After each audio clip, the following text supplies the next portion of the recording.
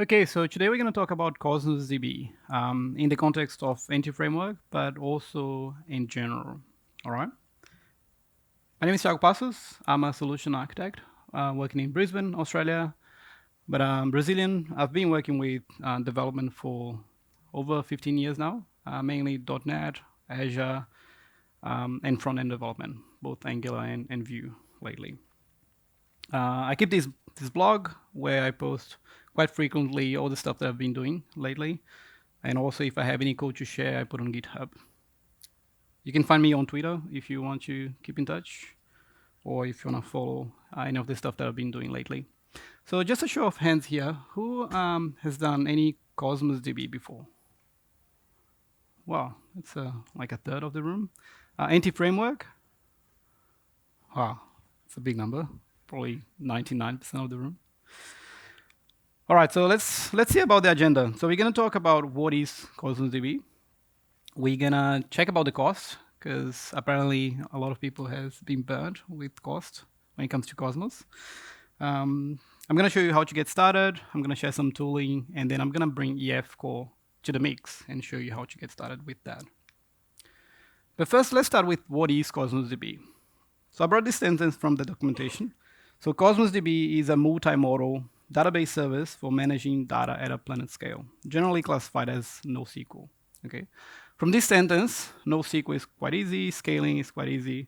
But what's the multimodal? Because when it comes to database, multimodal doesn't quite fit, right? But the multimodal on Cosmos DB means that you can have multiple APIs to talk to Cosmos DB. And that's on creation time. When you create an instance, you can choose between these APIs. And between these APIs, you have document database, graph database, key value pair database, and so on. So you can pick one of those. If you're familiar with one of these APIs, that's really, really easy to get started. Okay. But think about Cosmos DB as a big umbrella. So you've got these database types where each of the APIs will fit into one of them. But all of them will have these amazing features, such as global distribution, the elastic, the way that it scales out, the consistency levels, and all the service level agreement with Microsoft. So when it comes to global distribution, back in the day with SQL, it would be pretty hard to keep two databases in two sides of the planet to get into sync, right? So imagine you had a system in Australia with a SQL database, and you wanted to launch a new product in the US. So generally, you would have two instances of the database in two sides of the planet, and then you would have like a nighttime job to sync the database, right? Of course, that changed now, and it's way easier, but still, you need a DBA to set everything up for you if you want to use SQL. With Cosmos DB, it's super simple. So let's see how it is. So I've got here write region in Australia. And now I want to add some read regions across the globe. So I'm gonna add to Asia, UK, US, and Brazil. That's how simple it is. And then you save, and off you go. The data is now as close to your customer as you can be. So what's the consistency levels? What's all that about? So the consistency levels is the way that you're going to get your data across the multiple regions and how fast you're going to get your data. And we have 5 consistency levels. From the weakest to the strongest, you're going to pay more, obviously. But let's see how they look like. I'm going to show you in a very visual way, so it's pretty simple to understand. So the strong is obviously the most expensive one. And in the top line there, in the top music line, you have the write region. And as you write, all the other regions will have the data at the same time. All right, no delay, no nothing. You get it at the same time, no matter where you are. Then you have the bounded scaleless, where you have the write region and the read region in a strong consistency level. And the other regions will have a slight delay, which is 100 versions or 5 seconds, whichever is smaller, which is good enough for most of the applications, right? Then we have the session, which is the default consistency level, where you have multiple regions bounded to a session, and then within this session, you have a strong consistency. But all the other regions, you're going to have a slight delay, which is a bit bigger than the bounded tailors, but it's still manageable. It's still all right. Then you have the consistent prefix, which start getting all over the place. So you can see that you have delays all over. But the key point here is when you write the data, you get the data in the same order. So if you do need the data to come in the same order, and you don't want to pay top price, that's probably the one you would go for. And the last one, and the cheapest one, is the eventual consistency. Which for me, when I looked at it first time, I thought, why the heck would I use that? Because the data is all over the place. It comes in a different order. How would I use that? But eventual consistency has its place. Who has used eventual consistency before? Not with Cosmos DB, but with anything else? No? All right, just a couple.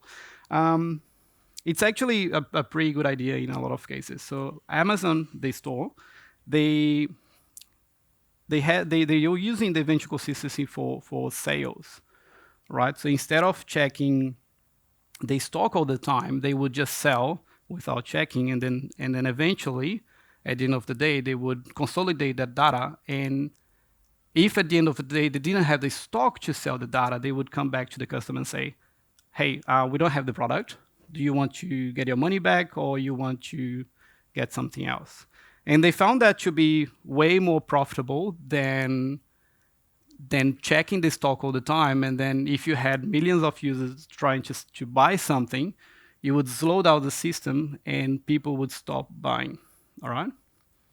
But that also applies to anything that you want the data to come in not a necessarily ordinary way, so in order. For example, Twitter likes or Instagram likes or followers. It doesn't matter if you come to Oslo and you have one more follower than you had in Australia, but eventually that all the data is going to come into sync. So you have some delay, but eventually, and when you stop writing, you're gonna get the data in sync as well.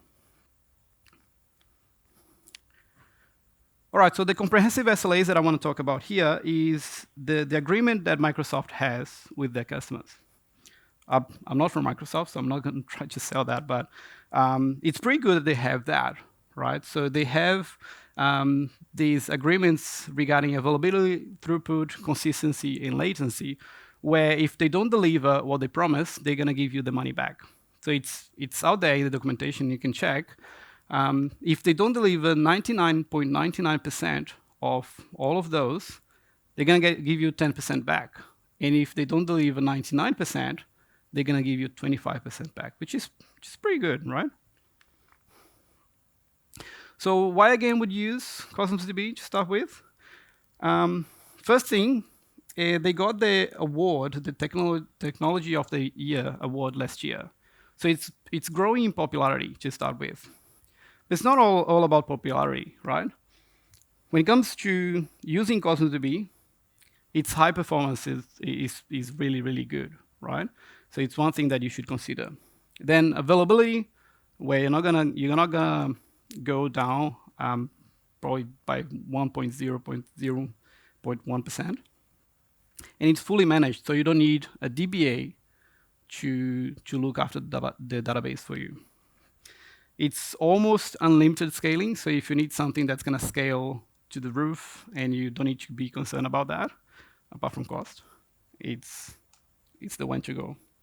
And for me as a developer, the multiple API is the key. Because when I want to go to a new product or a new database, I don't want to learn everything from scratch. So I've got a pretty strong SQL background, but if I want to go to Cosmos DB and I need to use Mongo, for example, my learning curve would be pretty steep because I don't have any background on MongoDB. So for me, it would be hard. So for you guys who, some of you might be comfortable with MongoDB, you can just use the API, the MongoDB API, and it's going to be fine, right? All right, so you saw all these amazing features. It's pretty nice the way that scales and all that, but what about cost? Cost every time I talk to someone about Cosmos DB, that cost is something that comes up, right? I saw a talk a couple of weeks ago from this guy, William Limbenberg. So he put a talk on spend ops. Which is a pretty cool concept where he tracks the usage of each of his commands and queries. And then if someone commits a code that's going to start charging more, he stops the commit to go through, which is pretty cool. And to do that, it leverages the whole Cosmos DB API, because for every single request, you can check how much that cost, which is pretty awesome. So if you want to know more, this is his blog post, his blog, and he's got the video there just to show you how it's done. But for a lot of people, Cosmos DB might be expensive, and they were burned out in the past. And some people might even start calling, instead of Cosmos DB, they start calling Cosmos DB, because it might be pretty expensive, hey? Well, that can happen. That can happen. If you provision the database in a wrong way, that definitely can happen. For example, let's go now to the capacity calculator, something provided by Azure. And I'm gonna calculate here a provision that it's usually the one that I use, right? So we've got 10 gigabyte of data, which is all right. Then I have, for the item size, for the document size, it's like a 10 KB, which looks like it's pretty small, but for a record, that's more than enough, right? And then you have 40 reads per second and 30 writes per second, which is quite a lot for a lot of systems. So with that, I only pay $25 a month, which is all right. So it's not expensive at all. But let's say that you move that scale, and now your item size is almost a meg. I was supposed to put a meg here, but I didn't want to say a meg because people would call out that saying that a meg would be 1024 KB, right? And then I have 1,000 reads per second and 1,000 writes per second. This provision is quite ridiculous, but when you get to pay that, it's like 45,000 US dollars, or US dollars. So it's quite a lot. But you don't need that. Like it's something that you're not gonna need ever, this kind of stuff, unless you're building a system that, I don't know, you're gonna have multi-million number of users for the system. And then it just suffices to pay that top dollar for this kind of stuff. But I've got some stories about how I started saving costs by moving to Cosmos DB. But not only cost, but the performance as well. So I had a system that I was using SQL, and I was gathering data from multiple data providers. And as I increased the number of providers and the amount of data I was ingesting, SQL was just not good enough. It wasn't handling that well enough. So I had to bump up several times. I had to scale up the instance several times. And I started paying a lot of money for SQL, right? So the client wasn't happy. And I thought, all right, so it's time for us to find a better solution. So I thought, let's go to Cosmos DB and see how that plays out. And just by moving to Cosmos DB, I was able to ingest 10 times the amount of data I was ingesting. And I started paying half of what I was paying for SQL just by moving. That's a good thing, isn't it? The other example that I have, who here has used Redis before? Okay, like a third of the room. So Redis just works, right? It's good. You create an instance and it just works. But the thing is, in Azure, the experience I had with Redis is the smallest instance is more than I need, and it was quite expensive. So I actually created a blog post just to describe how I moved to Cosmos DB for the cache. So by moving to Cosmos DB, I was able to save $120 because I was paying $150 on Redis for the cache. In fact, that's probably like 700 crowns or something. So that's pretty good for a month, right? And the performance was great. So I didn't have any issues with the performance whatsoever. All right, so let's see how we can get started with Cosmos DB. So to get started, it's super, super simple. You can go to the portal. You can click on that plus button. You can look for Cosmos DB. And then you can go ahead. And then at this point in time is where you're going to choose your API. Again, the API, you're choosing the creation of the instance. It's not something that, all right, so today I'm going to use SQL to talk to my database, and tomorrow I'm going to use MongoDB as the API to talk to my database. It doesn't work this way. You're going to choose the API when you create the instance. Okay? If you need to change in the future, the recommendation is you create another instance, you change the API, and then you move the data across.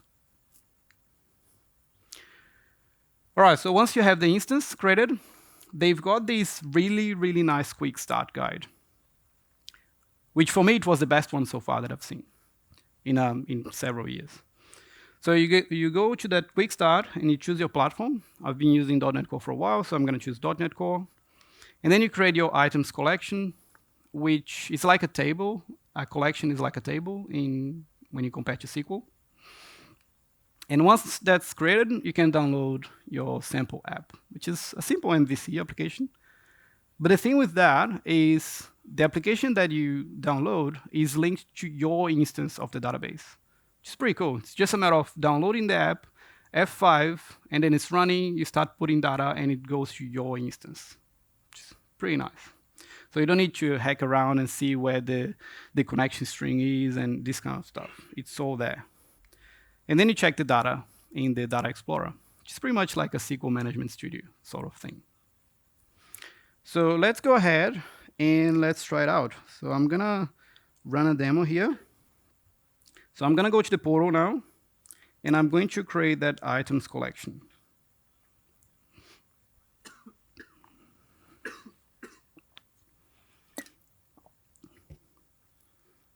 So that's created. I'm going to download. Hopefully not going to take too long.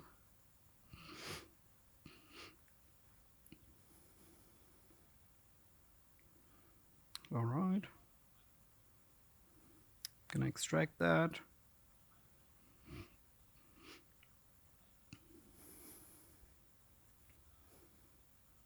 And I'm gonna open the solution. Who here uses Rider from JetBrains? Not many people. Only one people? Wow. Rider is pretty awesome. I've been using Rider for over a year now. I used to use ReSharper from JetBrains for Visual Studio, and I loved it. And then I decided to use Rider because it's cross-platform, so I can use on Mac as well, and it's pretty much the same version. So it's pretty good. The only problem with Rider when you open up the first time is that the Solution Explorer is on the wrong side of the screen, which I don't like it. So gotta fix that.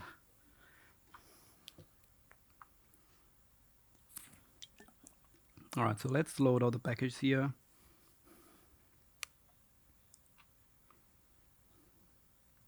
All right, before I even show any code, as soon as it's finished restoring, I'm just gonna press F5 and see how the application looks like.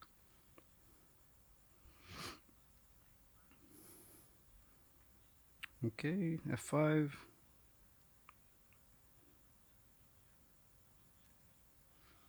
All right, so that should open the browser with the application running, and we can see that happening.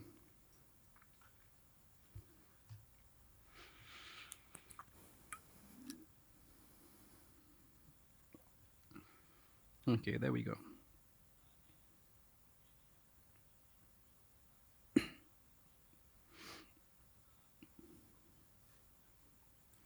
All right, so that's the application. But before I create anything, I'm just going to go to the portal. Okay, and I'm going to go to the Data Explorer, where I said it's like the SQL Management Studio sort of thing. And I'm going to open that in full screen, so you can have in a different tab.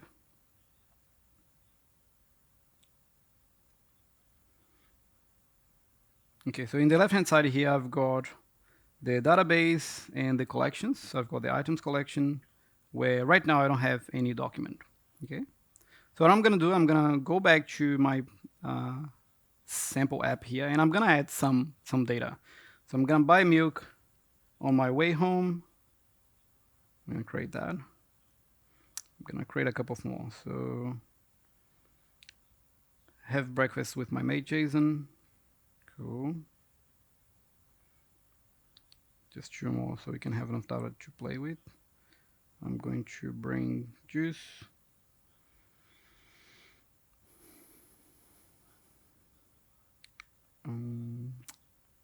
For Brandon to drink.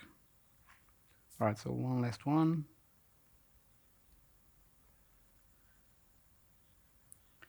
And I'm gonna drink more water in the morning. Cool. Right, I'm just gonna update that have breakfast with my mate Jason because I already had breakfast with him. So I'm gonna just complete that. Cool. And I'm gonna go back to that data explorer so I can see that data coming. So if I refresh here now,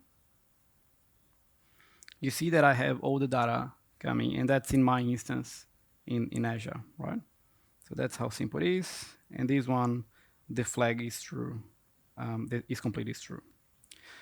All right, so let's have a look on how the SQL syntax is here. So you can see here it selects stuff from C, and the C is like an alias for the collection because your query is contexted to the collection, not to the whole database. All right. So I'm just going to run that to see if that works, and I've got the 4 records coming up. That's good. All right, so let's see what else we can do. So everyone knows SQL here? All right, fair bit, cool. All right, so I'm gonna check where C is complete. Complete equals true. All right, so that should bring only 1 record, which did, okay? But also I can remove that is equals true altogether because that's a Boolean, and that's gonna be a true thing, okay? I can also put a negative in the front and get all the not complete ones. It's pretty similar to SQL, so that's right. So let's see another example here. So we're gonna check CNAME like beer, all right? That's a valid SQL statement, isn't it? All right, so let's run that. Okay, so that didn't work because the syntax is a bit different. So we need to use contains and then beer. It's more like JavaScript-ish sort of syntax. And then that doesn't work. All right, so we don't have any beer in there. Should probably fix that, shouldn't it? All right, so I'm gonna remove. Didn't we have beer there? Oh God. All right, so I'm gonna remove. I'm gonna check. I was sure we had beer there. All right, buy milk, breakfast. Oh God, juice. Yeah, we don't have beer. So let's search for water. Where contains CNAME water. All right. Cool. That works. All right, that's good. So what we can do as well, instead of bringing the whole document, because sometimes the document might be pretty big, you can actually get the fields you want back instead of the whole document, right? So you can specify which fields you want. Okay. And what we can do also, in Cosmos DB, you have the concept as well of store procedures, triggers, and user-defined functions. Okay. So if we go ahead, so you can see that at the top. Let me see, I think it's, and we click on new store procedure, you can see that it's a JavaScript function, right? Where in SQL that would be pretty painful to write, in JavaScript that would be pretty simple. But right now I'm gonna create a new user-defined function to fix that beer issue. I'm gonna create a function called beerfi, and I'm gonna expect a value out of that. And I'm going to return value replace, and I'm gonna use regular expression to replace by beer. So who here likes regular expression? Nobody. All right, that's a couple of guys. That's good. I love regular expression. All right, so I'm gonna replace that globally with no case sensitivity, and I'm going to replace juice. I'm gonna replace water. I'm gonna replace breakfast and milk. Cool. All right, I'm gonna fix that issue. All right, so I'm gonna save that. Let me just close this up, and I'm going to call the user-defined function here. Verify, and I'm gonna put an alias for the name to be a name again. All right. And when I execute that, you can see that now that I'll buy beer on my way back home, have beer with my mate Jason. Oops, sorry. Bring beer for Brandon to drink and drink more beer in the morning. I don't know if my liver is gonna survive with that, but it's fine. All right, so the next thing I want to show you is the solution itself and how that solution, that sample solution is gonna work. Okay, so let me open that up for you. As I said, it's a very, very simple solution. It's got an item controller.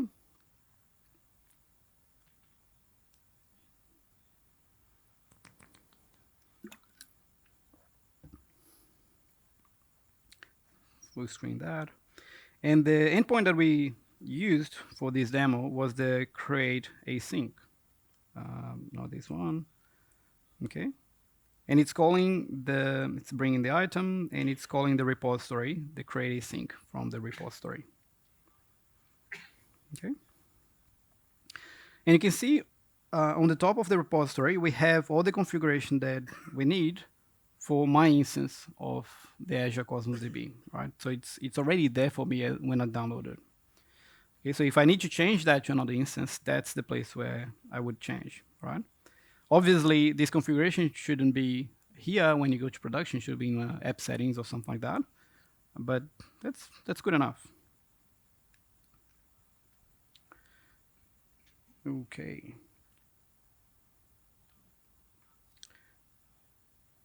All right, so the next thing I want to show you here is in the CS Proj, and that's the package that you use for that. That's the package they use, the document DB package. Eventually, when they go to version 3, they're gonna change that to Cosmos DB instead. But for now, that's working. All right, so I instantiate the client, the document client here, and then I use that to create the document. All right, and that's how simple it is. All right, so what about the tooling? I did a talk about a year and a half ago about logic apps back in the day. And during the process, what I did was I was ingesting a bunch of tweets and I was putting in Cosmos DB, right? And after the talk, I had this massive amount of data, and I wanted to go there and just to see what I would do with this tweet, just to analyze these tweets and all. But I didn't have time. I was pretty busy. I've got three kids, so it's pretty hard to get back to those tweets and check it out. So I left the instance running. So I was paying like $100 a month, but I was, oh my god, I don't have time to do that right now. So I was keep paying, and eventually I found out that there was a tool that I wished I found out about that before to migrate the data. All right, so that's one tool that I use quite often, where I can bring the data to Cosmos DB or out of Cosmos DB, right? It's pretty simple. It's still from the document DB days, but it works pretty well. So let's have a look at the demo here. So from my Azure Cosmos DB instance, what I'm going to do, I'm going to launch the data migration tool here. Okay, so I'm going to select document DB. I'm going to bring this connection string from our instance that we just created, from the keys, and I'm going to copy that. Don't take photos of the connection strings, please. All right. So I'm going to paste that here. I know that the database name is to-do list, and the collection name is items. All right, so I can enter the query here or select the query from somewhere else, but I'm going to just put select star from C. And what I can do here, I can put to another Cosmos DB instance, but what I'm going to do, I'm going to just export as a JSON file. So I'm going to put to-dos in here. I could prettify, but won't bother this time. And I can just import. All right, so it takes not even a second. And then I've got the data in there. And if I check the data, I've got all my data coming from Cosmos DB. Okay, so if I knew about this tool before, I could just export the whole data and I could stop paying at that point in time.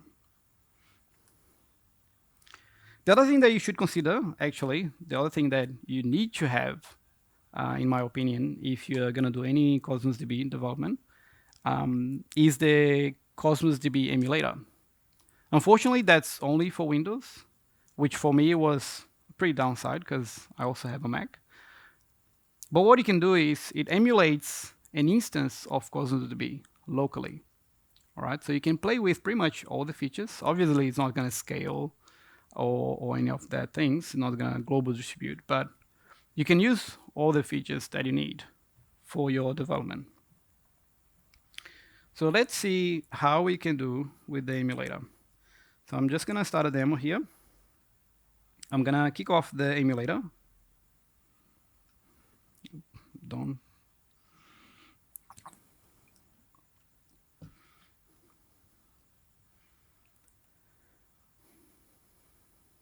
Okay. So when it starts, you can see that it even looks like Azure, right? But it's running on localhost. So what I can do now, I can go back to my sample app, and I can use that, the local instance instead of my Azure instance. All right, so I'm gonna go here, I'm gonna close that. I'm gonna go here to my repository, and I'm gonna paste that connection string.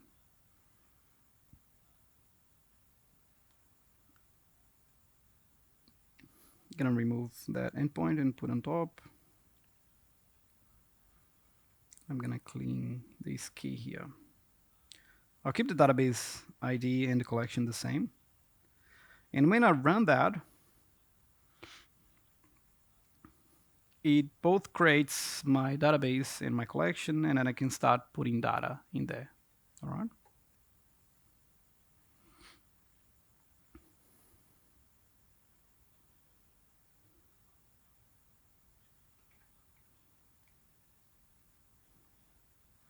So let's create an item here. You can see that in the Data Explorer, we've got the to-do list and the items because it created that automatically, but I have no records.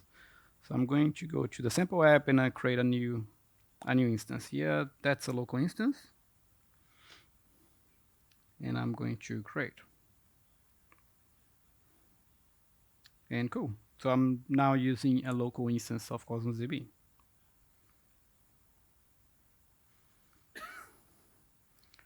Right. Is that easy? Cool. All right, so now that I have my development environment set up, I can start using EF Core. So I can bring EF Core to the mix and start playing with that. But before I get to that point, I just want to tell you a bit of a story about this package, right?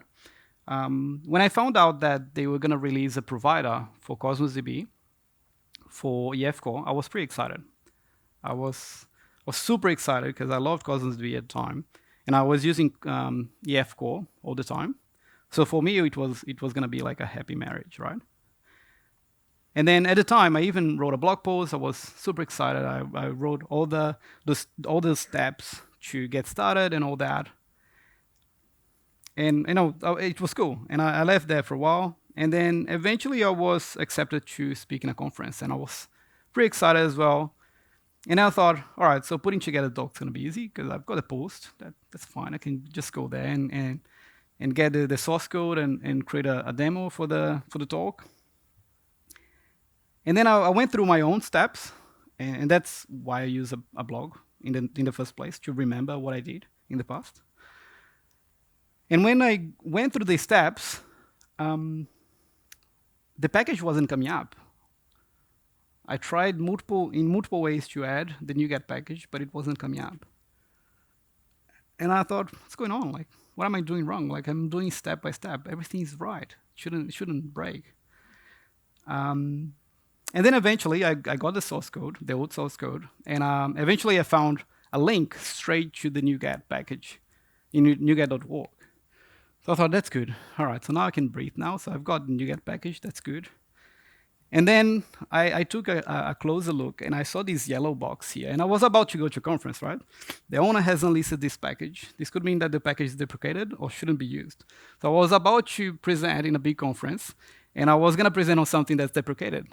So that's my feeling at the time. I was freaking out. Like, how can I present on something that's deprecated?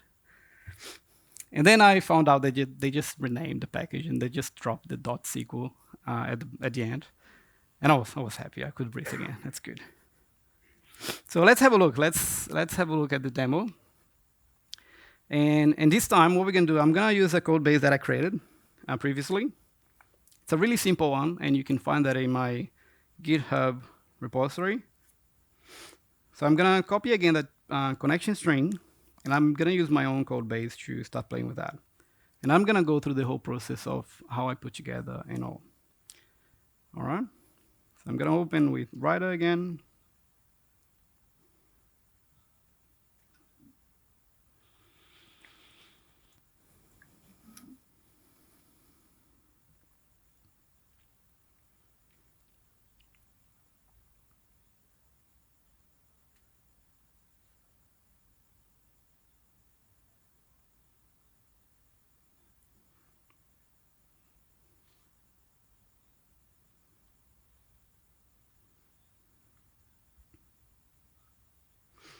All right, so the solution itself is quite simple.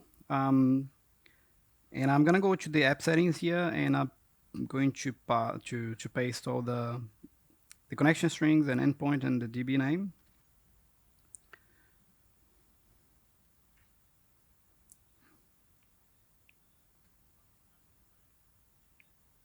Okay, DB name is going to be blog. All right. Okay, so just so you can see here, as I said, it's a pretty simple solution, and I've got 3 entities: author, category, and post. And in post, I have references to author and category. Simple as that, okay? And in the controller, what I have is a simple post controller. And I've got only 2 endpoints, one to get all the posts and one to create a post. All right?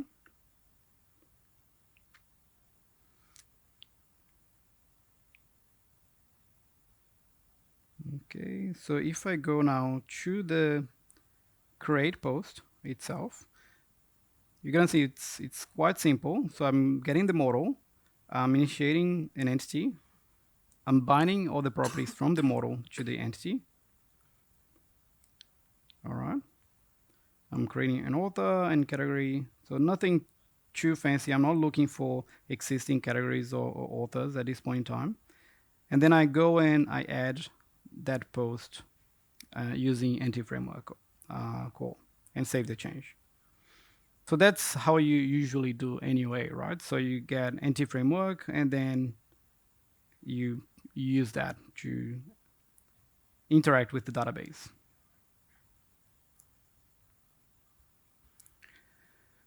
Okay, so let's have a look at the DB context itself. And it looks pretty vanilla, right? So we've got a couple of DB sets, and that's it. So we've got 2 constructors there just to ensure that the database is created. But that's about it. There is nothing else. Okay, so it's going to work the same way you're used to work with anti-framework. The only difference, though, is here in the startup, instead of using SQL, we have that in the add DB context. We are using Cosmos, right? And that's bringing from the connection string. And also we are adding anti-framework Cosmos to the startup. Simple? All right. So let's kick it off and see how that works.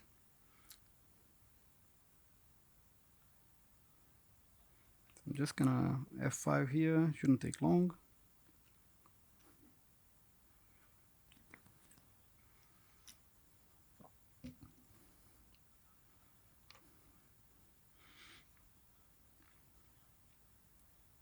All right, so I'm gonna kick off the application here.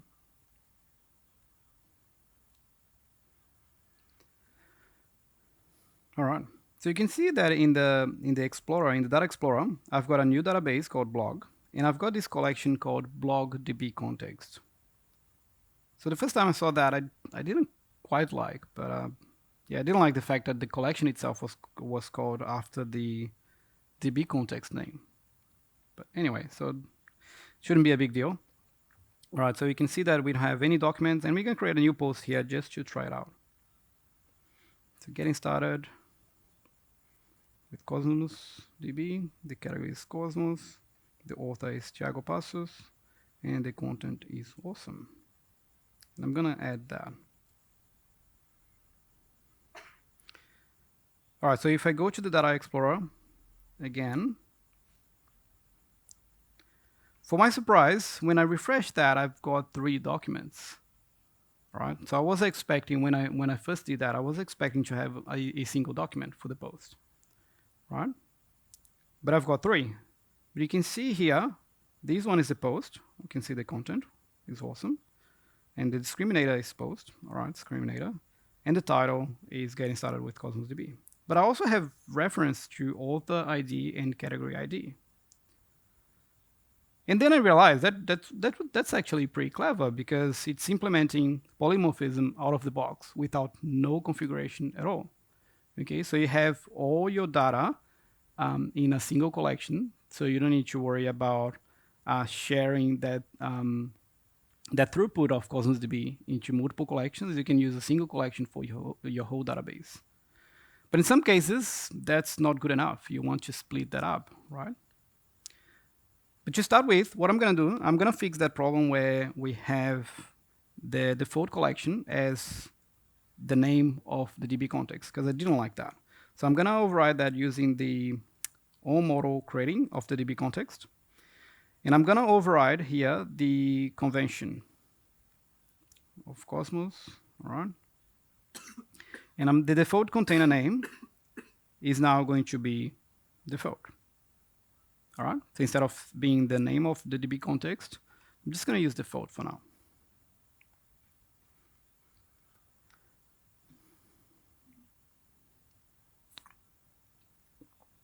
So if I run that, what I should see instead of the blog DB context, I should see a default collection, and all the data should be going to this default collection instead. All right, so I'm going to refresh this page here.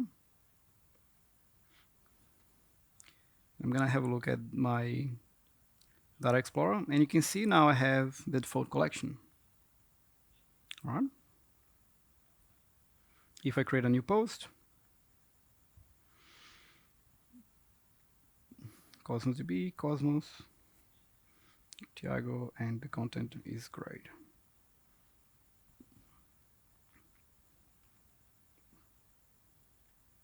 All right, so that's created. And if we go back to the Data Explorer, we can see that we have the same thing. All right. Okay, so I was a tiny happier, because now I can dictate what the name of the collection is to start with. All right. But in some cases, you don't want all the entities, all your documents, to be in the same pile, in the same collection. So I'm going to fix that as well, because I wanted posts to be in a different collection. I don't care about the authors and categories. I'm happy for them to be in the default collection. But for posts, I want them to be in its own collection, right? So I'm going to override the container name for posts. And what I should expect now is when I create a new post, I'll have the post document in the post collection and everything else in the default collection. All right? So I have no posts at this point in time.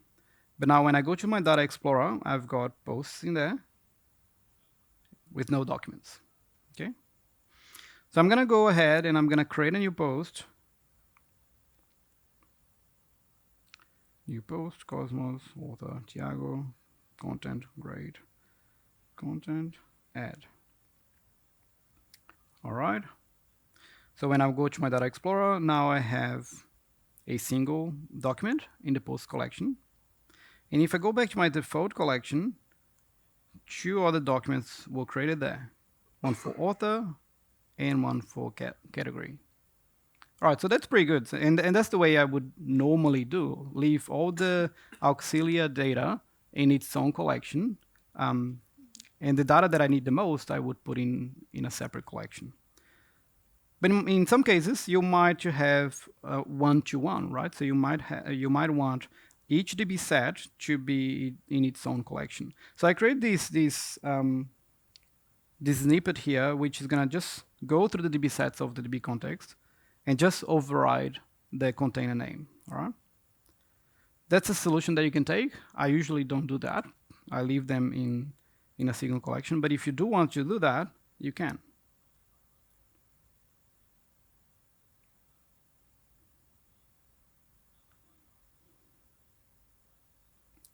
So if I finish running that and I create a new record now, I'll refresh that. You can see that the category, well, let's wait a second. You can see that the category and the author is not coming back now because now they are pointing to a different collection altogether. Only the post is coming back. But now when I come here to the Data Explorer, I have 2 new collections, authors and categories. So now I have each DB set to be pointing to its own collection. Again, it's not something that I would do in real life, but if you do want to do that, you can. Right, so let's go and create a post to see how that works.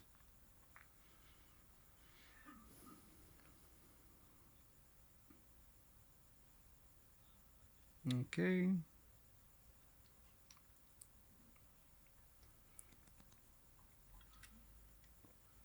So if I go to Data Explorer, now I have 1 author, I have 1 category, and I have 1 more post coming up.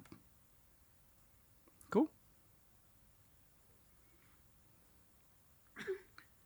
All right. So what's next? So if you want to use the EF Core provider for Cosmos DB, they maintain this task list. Right now it's in version 3.0.0 preview something. But they have a lot of features already in place. Okay, so if you think that the features they have is good enough for you, you should just start using. So let's have a quick look. So that's the issue that they have on GitHub. And these are the tasks that they're maintaining. So they don't have a date for RTM yet, but they already have a lot of features, and it's going to be good enough for a lot of people. All right, so let's summarize. So what is Cosmos DB and why? Simply because it's awesome, but well, you should give it a try anyway. It's amazing and it's got amazing features, and you should definitely give it a try if you have time. The getting started, I love the neat F5 experience. It's so simple, and for someone even starting with development itself, it's super simple to get started. The wiring up of EF Core, for me, it was a really clever implementation. So you have polymorphism out of the box with no configuration at all. When you need to, if you needed to do that with SQL, that would be a major hassle, right? And I shared also some tooling, how you can do a local development, and also how you can migrate the data across. And what's next?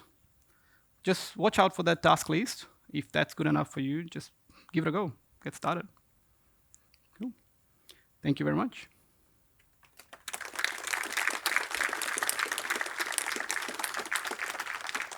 Thank you. I think we've got time for some questions if you guys have any questions. Happy to answer. Yep. The question is if that works with the multi-partition of Cosmos DB. I'm not using partition with the EF core provider yet. I think they're on the way, though. Yeah, when I want to use partition, I use the main document DB API. Any more questions? Yep. What's the practical use of splitting into more tables? Say you have WordPress kind of volumes.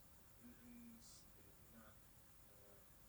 you have volumes like WordPress, should you split your post and other data apart, or can you just keep it into one table and still have good performance?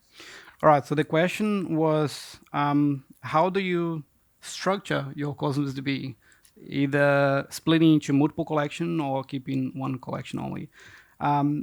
It's a really different way of seeing and structuring your data.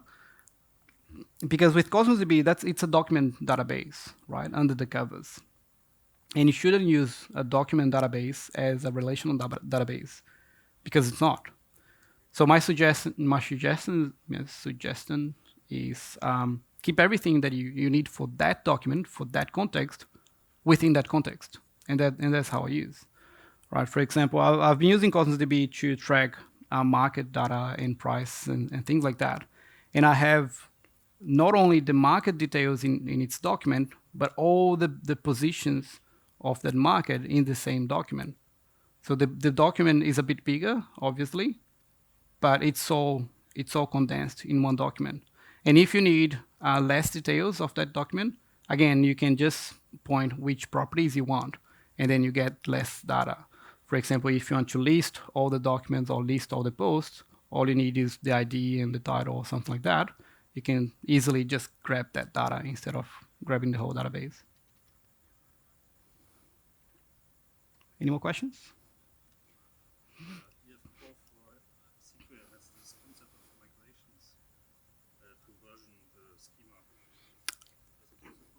Yes. All right. So the question was SQL and EF itself has the migration concept. And how does that work with Cosmos DB? Again, Cosmos DB is a document database, and you don't really need migration. So it's not like if the field's not there, it's going to crash, as it would in SQL. If the field's not there, it's just not going to bring the data. And if you add that extra data, it's just going to add later on, right? So it's not like you need migrations, because as you add more fields to your document or to your entity, this is going to start adding to your document. So it's not going to crash. But for previous data, if you didn't have that data before, well, you have to backfill that. Any more? Yep.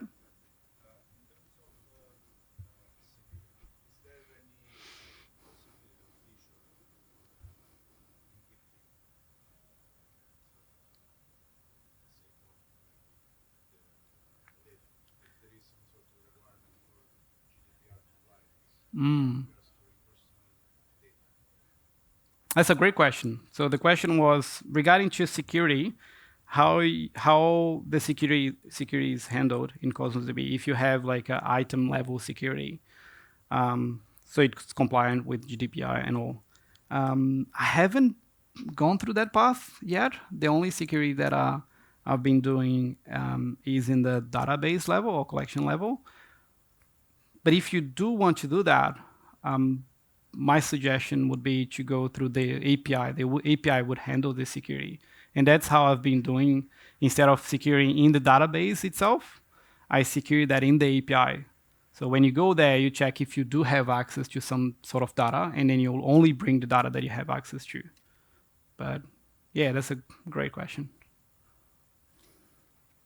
Anything else? Yep.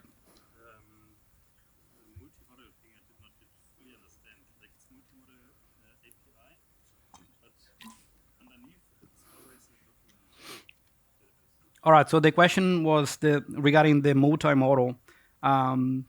Underneath is not always document database.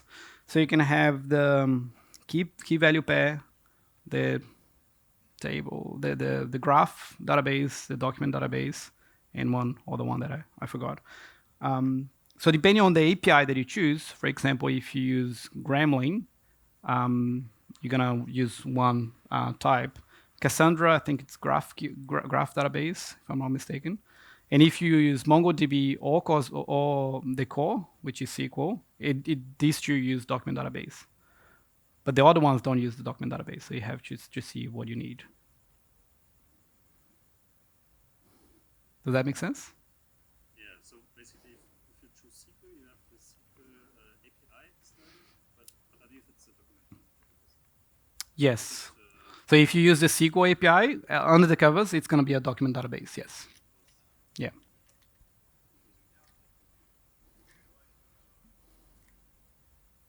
Oh, anything else? All right. That's a wrap. Thank you very much.